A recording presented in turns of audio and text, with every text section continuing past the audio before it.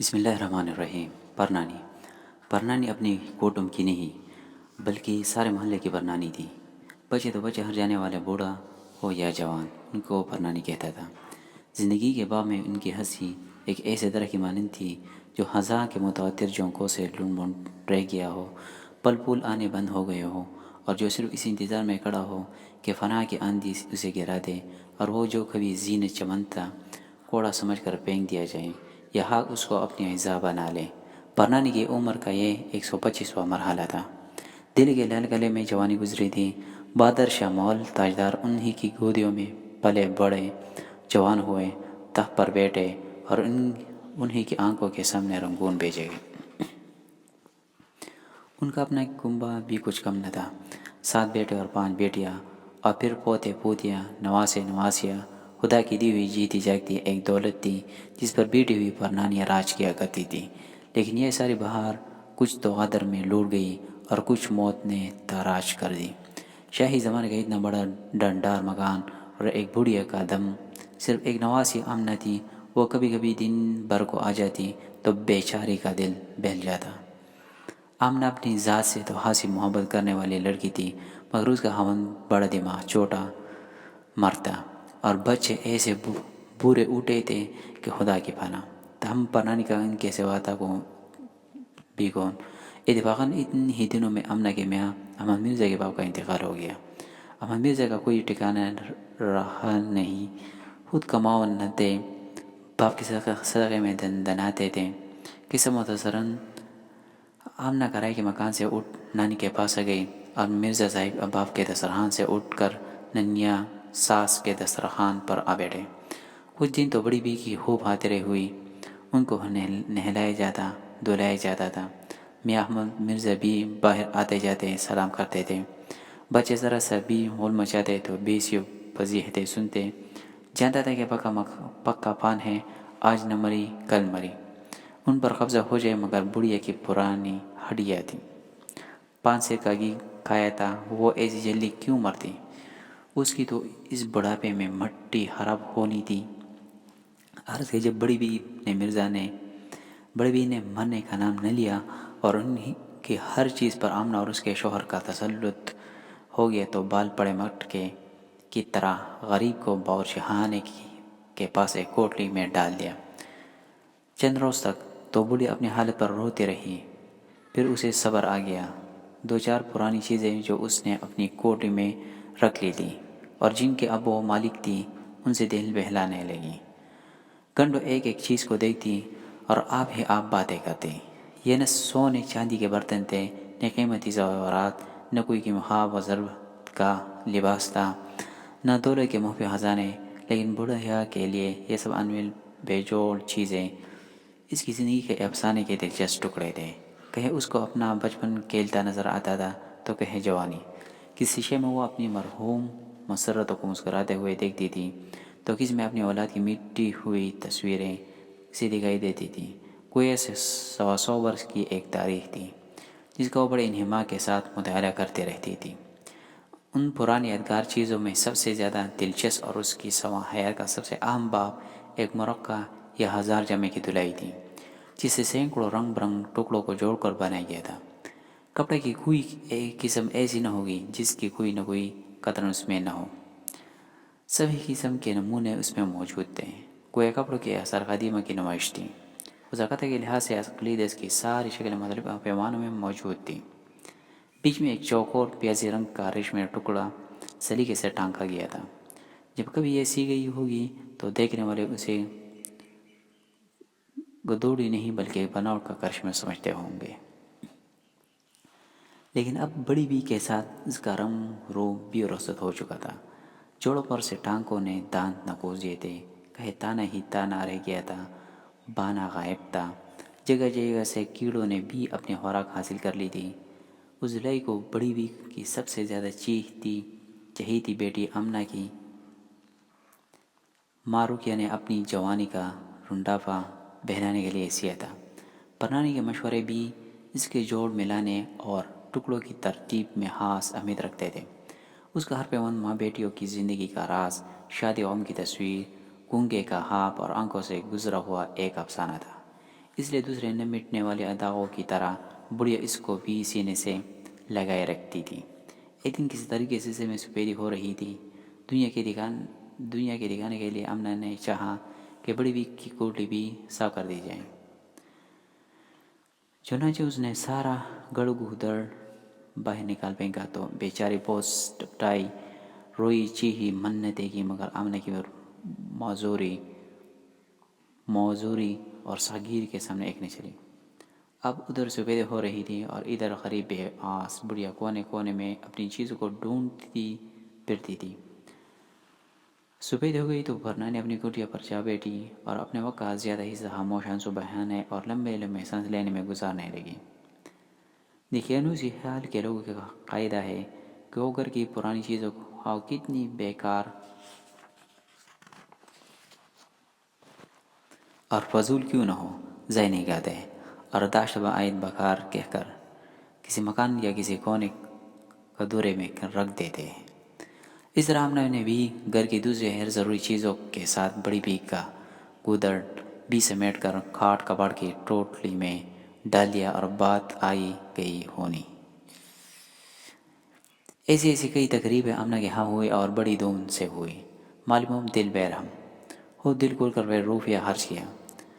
احمد مرزا کی اپنی کمائی ہوتی تو دل بھی دکھتا۔ پرنانی بیچاری کا اثاثہ تھا۔ چند ہی روز میں بڑھیا کی جائیداد کا الگ گیا۔ پہلے رہن کی پیر پیرو ہوئی، صرف یہ رہنے کا مکان اور اس سے بنی بازار کے روک کی 11 دکانیں رہ گئی۔ چھوٹے لڑکے گوڑی چڑھانے کے لیے جو 2000 روپے قرض لیے تھے اس کا تقاضا شروع ہوا۔ بڑی لڑکی کا کار خیر ضروری تھا۔ لڑکے والوں کا اصرار اور اپنے دل کی خوشی کا مقال کیوں کر ہاتھ سے دیا جاتا۔ فکر ہوئی کہ اس مکان کو بھی 1 2 3 کر دینے چاہیے۔ اتنے بڑے ڈنڈار مکان کی کیا ضرورت ہے؟ لالچ کو مل نے 50,000 کا لگائے ہیں۔ 40,000 کی اچھے موقع کی جائیداد خرید لیں گے تو 250 کا کرایہ ہو جائے گا۔ باقی 10,000 میں قرض ادا کرنے کے بعد لڑکی وداع ہو جائے گی۔ خود کرول باغ میں سستا مکان لے کر جا رہیں گے۔ اللہ خیر صلاح، لیکن دشواری یہ تھی کہ اس کا قبالہ ان کے پاس نہ تھا اور بغیر قبالہ کے خریدے کو جب پانی گلے گلے آ گیا اور قرض خواہوں نے ناک میں دم کر دیا تو پنانی کی طرف متوجہ ہوئے۔ کوٹلی کا کونا کونا چاند مارا، بڑھیا کا گودڑ دیکھ ڈالا۔ آخر کہنا ہی پڑا کہ نانی اماں تمہارے داماد کے ابرو پر بن گئی ہے، مکان کی بات چیت ہو رہی ہے، قبالے دے دو گی تو جان بچ جائے گی، ورنہ یہ زہر کھانے کو تیار بیٹھے ہیں۔ مگر بڑی اٹس سے مس نہ ہوئی، قرض باولی ہوتی ہے۔ اب بڑی بی کی خاطریں ہونے لگی۔ دونوں آمنہ خود کھانے لے کر آتی اور جب تک بڑی بی کھاتے وہ پاس بیٹھی ہوئی خوشامد کیا کرتی۔ آمنہ کے میاں بھی آتے جاتے مزاج پوچھتے اور دن میں 1 2 مرتبہ منت خوشامد سے قبالے کی بابت دریافت کرتے۔ پر نانی ٹھنڈے سانس بھرتی اور کبھی کچھ کہہ دیتی کبھی کچھ۔ اس طرح کئی ہفتے گزر گئے۔ ایک دن صبح کو آمنہ اور اس کا خاوند دونوں مل کر پر نانی کے پاس گئے اور حد سے زیادہ گڑ گڑاتے ہوئے بڑھیا نے صرف اتنا کہہ دیا کہ جنہیں تم نے چتڑے جان کر پھینک دیا تھا وہ سب مکان کے قبالے تھے، ان میں اس مکان کا کاغذ بھی تھا، بولا تو نکال لو۔ ان باتوں سے دونوں میاں بیوی مایوس ہو گئے اور مطلب برآری کی دوسری ترکیبیں سوچنے لگے۔ کھاٹ کباڑ کی کوٹلی میں اتفاقاً سے بلی نے بچے دیے۔ سارے بچے کوٹلی میں جا گھسے۔ بلی کی بچوں کی تلاش میں جو ٹوٹی پھوٹی چیزوں کو ادھر ادھر کیا تو ایک کونے میں پر نانی کی دلائی پڑی تھی۔ آمنہ کی چھوٹی لڑکی نصیرہ کو اور بہن بھائیوں کے خلاف پر نانی سے قدرتی لگاؤ تھا۔ یہ دلائی کو لے کر سیدھی پر نانی کے پاس پہنچی اور کہنے لگی، نانی اماں آپ کی دلائی مل گئی، نہ جانے کس نے کوٹلی میں ڈال دی تھی۔ بڑھیا کے بدن میں دلائی دیکھتے ہی جان سے آ گئی۔ دلائی کو کلیجے سے لگایا اور نصیرہ کو لاکھوں دعائیں دی۔ دلائی کے چھن جانے سے پر نانی کے بڑھاپے میں جو دیوانگی سی پیدا ہو گئی تھی کم ہو چلی۔ اس کا کرب اور بے چینی سکون میں بدل گیا۔ کہتی، بیٹی یہ کپڑے کے ٹکڑے نہیں ہیں، میرے کلیجے کے پرزے ہیں۔ بڑی بی کے حالات کا سر یہ تک پہنچا تھا کہ آمنہ اپنے شوہر کے ساتھ اس کے پاس آئی۔ انہوں نے ایک دفعہ اور قبالے کی بابت دریافت کرنا چاہا اور اس دفعہ بڑی بی کو پرامن زندگی اور نصیرہ سے گل مل کر باتیں کرتے دیکھ کر وہ سمجھے تھے کہ بڑھیا ہوش کی باتیں کرنے لگی ہے۔ تقدیر سیدھی ہے تو دولہے کے خزانے کی کنجی بتا دے گی۔ یہ آ کر جو دے گا تو بڑی بھی دیوار کی طرف ٹک ٹکی لگائے کبھی بسورتی ہے اور کبھی مسکراتی ہے۔ گدڑی کو چھاتی سے لگا رکھا ہے۔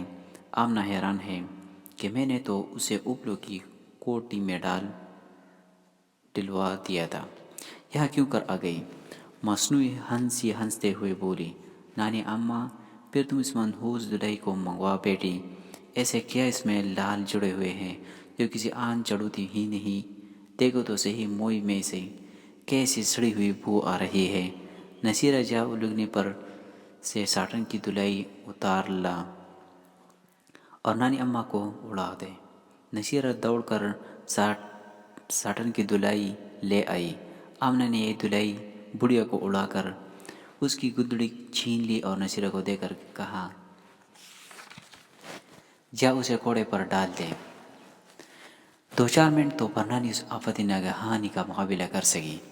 نصیرہ کی طرف ہاتھ بڑھائے چپ چاپ دیکھتے رہی، پھر ایک ٹھنڈا سانس لے کر کہا، بیٹی میری جان نہ نکال، اس میں میرے بہت سے پھولوں کی بو بسی ہوئی ہے، جیتے جی اس کو مجھ سے نہ چینو۔ صبح کا جرا ہو پونگ مار کر کیوں بجھاتے ہو؟ خود بچ جائے گا۔ یہ ایسی باتیں تھی کہ آمنہ سی سنگ دل کے بھی آنسو نکل پڑے اور احمد مرزا جیسا مطلب کا بندہ بھی متاثر ہوئے بغیر نہ رہ سکا۔